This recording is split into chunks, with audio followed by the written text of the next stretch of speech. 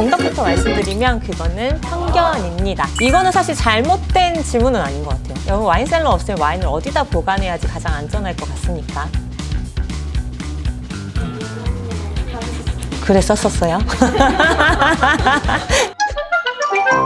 실제로 강의를 할 때도 많은 수강생분들이 물어보는 질문들이 있습니다. 예를 들면 와인 병아리에 홍이 많이 파일수록 비싼 와인인가요? 저렴한 올빈을 최대한 빨리 따서 먹는 게 좋나요? 코르크는 깔끔한데 와인에 신정물이 있어요. 이 와인 상한 건가요? 네, 이렇게 가끔 잘못 알고 계시는 분들도 있어서 오늘 아주 시원하고 명확하게 와인에 대한 오해를 풀어드리려고 합니다.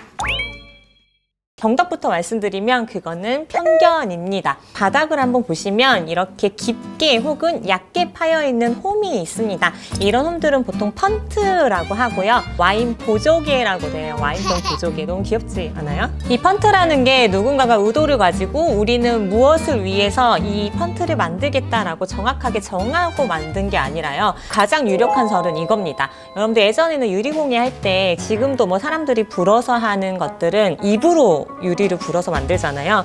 분다 바닥을 판판하게 해서 세워야지 하면서 판판하게 해도 약간 올록볼록하게 골이 있으면 테이블에 상처를 내거나 쓰러지기가 되게 쉬웠거든요. 그러다 보니까 아치형으로 균형을 잡아주기 위해서 넣기 시작했다는 설이 가장 유력합니다. 특히 레드와인 같은 경우에는 이 구멍 사이의 틈으로 침전물이 여기 쌓이게 된다. 그래서 와인을 와인잔에 따를 때 잔에 조금 덜 부어지는 역할을 한다라고도 이야기를 하고요. 스파클링 와인에서 펀트의 역할이 가장 중요하거든요. 이 샴페인 병 안에 굉장히 높은 압력이 가해지고 있잖아요. 그래서 이 펀트를 넓고 깊게 주면서 압력을 분산시키는 역할. 네, 가장 중요하죠. 그리고 우리 스파클링 와인도 시원하게 해서 먹잖아요. 그래서 와이스 버킷에 꽂아두거나 냉장고에 꽂아둘 때도 칠링이 훨씬 빠르게 되는 역할을 해준다고 합니다. 그러다 보니까 얘가 넓고 깊게 들어가는 스파클링 와인들은 옆으로 뚱뚱해지고 그게 더 럭셔리한 이미지를 주게 되는 거예요. 더 궁금하신 내용 있으십니까? 나 그거 싫어하잖아. 나 이렇게 따르는 거 싫어요. 약간 똥집하는 거 같지 않아? 그냥 따라도 되는데 굳이 이거 되게 그렇게 안정적이지 않거든요. 그냥 하지 마.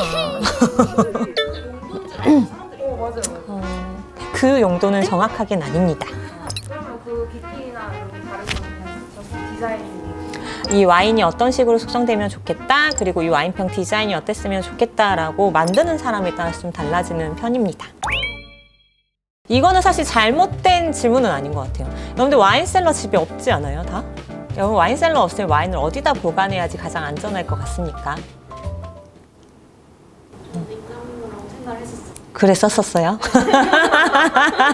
한번 집에서 한번 떠올려 보실래요? 첫 번째로 와인을 보관할 때는 강한 빛을 피하자. 태양을 피하고 싶었어.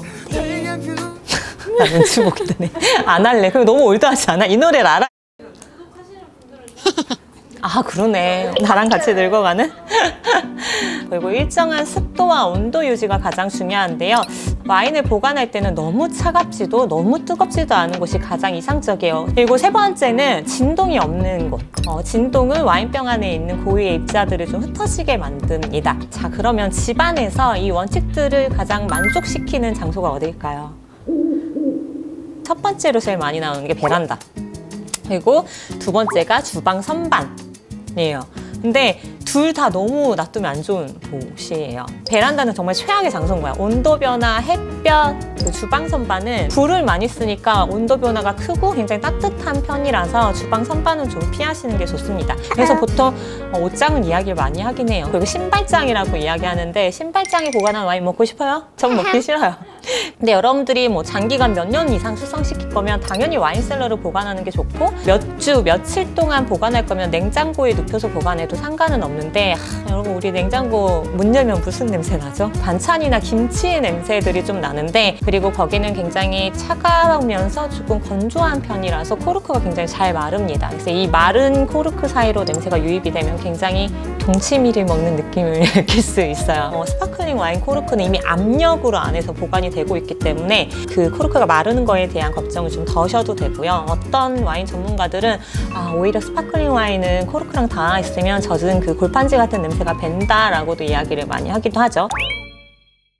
일단 레드와인에서 발견되는 거는 찌꺼기는 숙성되면서 가라앉아서 생기는 세드먼트 말 그대로 침전물이고요. 화이트와인에서 발견되는 그 반짝반짝이는 모래나 유리알 같은 것들은 사실 주석산, 타르타르산이라고도 보통 얘기하는데 특히 차가운 온도에서 조금 보관이 되면 점점 결정화가 되면서 가라앉게 돼요. 와인에 결함이 있는 건 절대 아니고 당연히 먹었을 때는 인체에 무해합니다. 그리고 레드와인은 말씀드린 대로 장기간 병에서 숙성이 진행되면서 산성분이나 타닌 그리고 여러 가지 그 양조나 숙성될 때 생겨나는 그 포도의 찌꺼기 혹은 리라고 하는 그 효모 찌꺼기들이 결합이 되면서 무거워지니까 이렇게 가라앉게 되는데요. 별로 맛도 안 나지만 먹었을 때 입에서 굉장히 약간 텁텁하고 식감이 좋지 않기 때문에 웬만하면 디캔팅을 해서 많이 마시는 겁니다.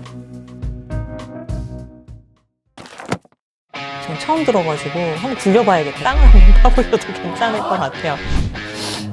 네, 나쁘지 않은데요? 모든 술은 오픈하고 첫입이 제일 맛있어. 소주도 첫입에 단맛 확 들어오는 게 제일 맛있고 안 내보내면 안 돼, 이거.